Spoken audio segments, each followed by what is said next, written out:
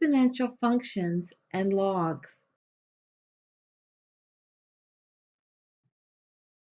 There are two categories of exponential functions: exponential growth or increase and exponential decay or decrease. The focus of this video will be on exponential decay. Uranium is commonly used as fuel for nuclear reactors. Uranium has several different forms or isotopes, some of which occur naturally and some of which are produced through a process called nuclear fission. One such isotope is called uranium-239, which has a half-life of about 2 years. This means that after 2 years, half of the U-239 has decayed or changed into a new substance.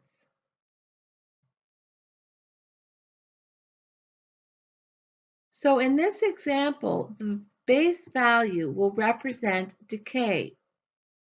Suppose you have a 1,000 milligram sample of uranium-239. How can you model the amount remaining over time?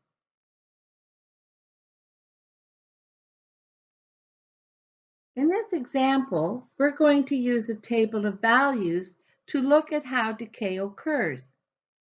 So we start with 0 and we start with 1,000 as our initial value. So after 2 years, which is one half-life period, we have 500, down by 1/2 of 1,000. 4 years, half-life 2, it's now at 250. 6, 3 half-lives, it's at 125. 8, 4 half-lives, it's at 62.6. But what equation could we use to represent this function? The initial amount is 1,000. Our value is 1/2, it's a decay. Our time, we want to know how much was left after 8 years. So we want to verify our formula by saying after 8 years for time. The period we know, it's a half-life every 2 years. So how much of the sample will be left? That's what we want to calculate. So we'll create our formula. The final amount is equal to the initial amount times the base to the exponent time divided by period. So final amount, the value left at the end of the time. Initial, the value at the beginning of time. Base, the growth or decay rate. Time, the length of time over which we are calculating our situation. And the period, the length of time for one cycle, how long it will take to double. So we will substitute our values into our equation and we will get the final amount is 1,000 times 1/2 to the exponent 8 divided by 2. 8 divided by 2 is 4. So we have 1,000, 1/2 to the 4, 1,000 times 160, and we get the same answer, 62.5. So we know that our equation worked.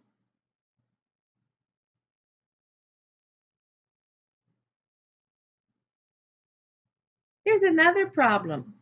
When U-239 decays, it forms a different material called plutonium-239, Pu-239. This highly toxic waste material has a much longer half-life of 24 years.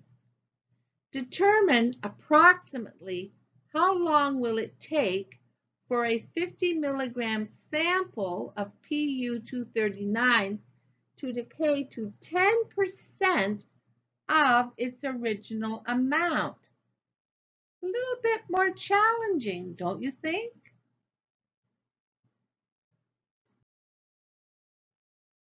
So let's list the data that were given in the question.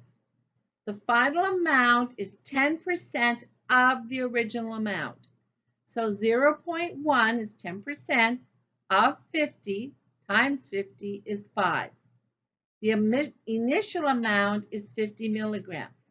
The base is 1/2. The period is 24 years. The time is unknown. So we will build our formula.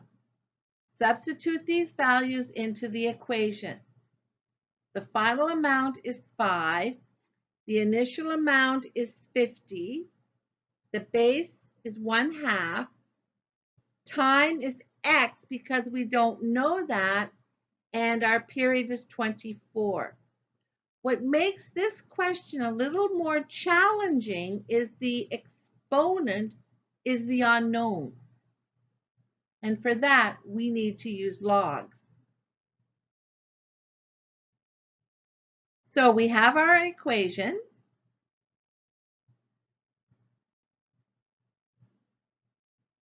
And we can simplify. So 5 divided by 50 is 0.1. 1 divided by 2 is 0.5 to the exponent x divided by 24.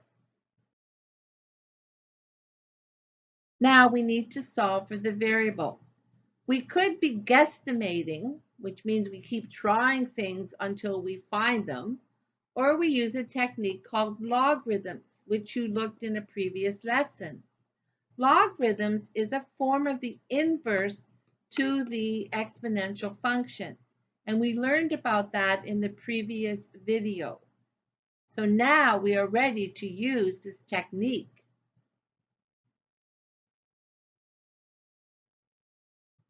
So we have our equation.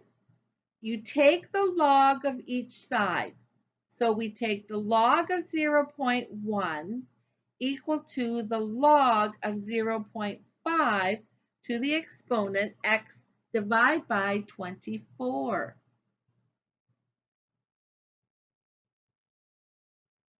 Apply the power law of logs, which means that the log of 0.1 equals x divided by 24 times the log of 0.5. Now, we treat the log of 0.5 like a value, so we can bring it to the other side, and we get the log of 0.1 divided by the log of 0.5 is equal to x divided by 24. Now we'll solve, and we'll take the log of 0.1 divided by the log of 0.5 on our calculator is 3.32193 is equal to x divided by 24. And now we should cross multiply. So we get x is 24 times 3.32193, which happens to be 79.726. So our solution, our conclusion, that the number of years required for U-239 to decay to 10% of its original value is 79.7 years.